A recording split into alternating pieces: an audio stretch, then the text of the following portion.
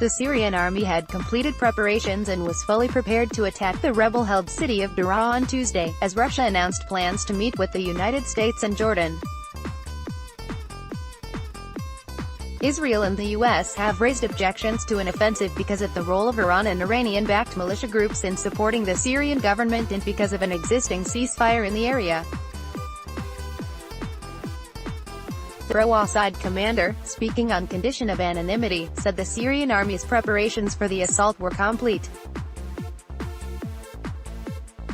The Syrian army will wage all the battles and has now become strong and capable, the commander said.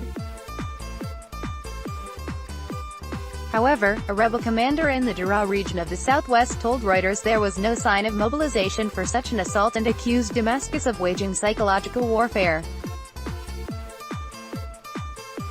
Nevertheless, rebels had prepared defenses, he said. Along with Iran, Russia is also a military backer of Syrian President Bashar al-Assad. Russian Foreign Minister Sergei Lavrov said on Monday that only the Syrian military should be on the country's southern border. Russia's Deputy Foreign Minister Mikhail Bogdanov said on Tuesday that an agreement has been reached to hold a three-way meeting between the U.S., Russia and Jordan on the southern de-escalation zone, RIA news agency reported. It comes as Jordan said on Monday that it was talking with the U.S. and Russia and that all three agreed on the need to preserve the de-escalation zone they brokered last year to reduce violence in the area. Washington has warned of firm and appropriate measures if there are truce violations in the region. It is expected that Russia would broker some kind of agreement between Israel and Iran over their role. They're definitely looking to establish an arrangement, said Yuri Barman, an analyst of Russian policy in the Middle East at the Russian International Affairs Council in Moscow.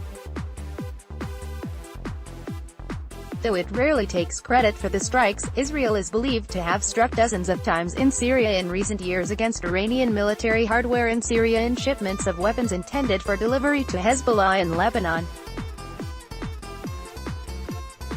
The most intense round of Israeli strikes so far took place earlier this month with a barrage of fire hitting Iranian positions as rockets fired from near the occupied Golan Heights targeted an Israeli position. Iran has admitted more than a dozen casualties amongst its ranks in Syria in recent months, thought to include a high-ranking Revolutionary Guard commander, and an Israeli plane was brought down by Syrian anti-aircraft fire for the first time in decades. Read more looming Deraa offensive risks Iran-Israel tensions U.S. walks out as Syria takes lead of UN disarmament body U.S. issues words of caution as Syrian regime expected to target Deraa. The escalation led to fears of a direct confrontation between Israel and Iran, possibly inside Syria. It has also sparked talk by analysts of a need for the two antagonists to come to a new understanding over the rules of engagement in their proxy conflict. There have been reports in the past of friction between Iran and Russia in Syria, and Mr. Barman said that the Russians might also see the benefit in keeping Iran somewhat marginalized inside Syria. The fact that Russia allows Israel a little bit of freedom to act to sideline Iran, Israel is doing it for the Russians, he said. As long as the Israelis don't threaten Assad, Russia also has considerations in its relationship with Iran outside Syria that would make Russia keen to avoid going too far, such as expecting a full Iranian pullout from Syria. It was unclear when a meeting on the issue of southern Syria might take place between the U.S., Jordan and Russia.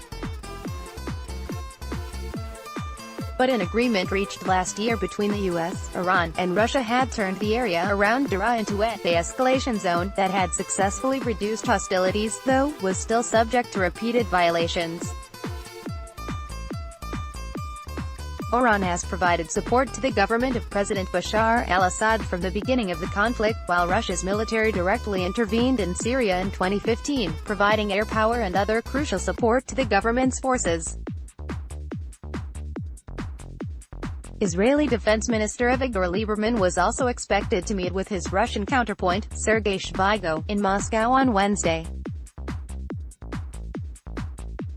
Mr. Barman said that Russia would have to be creative to convince Iran that giving up on southern Syria is not counter to Iran's grand interest there. He said there was also the open question of whether Iran would accept whatever agreement Russia might broker with Israel. Deraa has been under a years-long siege, with Jordan and Israel tightly controlling their borders. One possibility is that rebels could agree to be transferred elsewhere in the county, possibly to one of the northern Syrian provinces where rebels, largely with Turkish backing, still hold sway. Those deals have been referred to as forced displacement by human rights organizations. "I am not afraid of displacement," said Mawiya al-Zabi, a 31-year-old rebel. "I'm ready to die on the land of Deraa." He said Iran's support had been crucial to Mr. al-Assad maintaining power in the face of widespread rebellion, whether or not they would participate in a final offensive against Deraa. The Iranian militia is the spearhead of the offensive of the Assad forces, and its role has been clear for 5 years, which prevented the Syrians from their freedom and toppled the regime.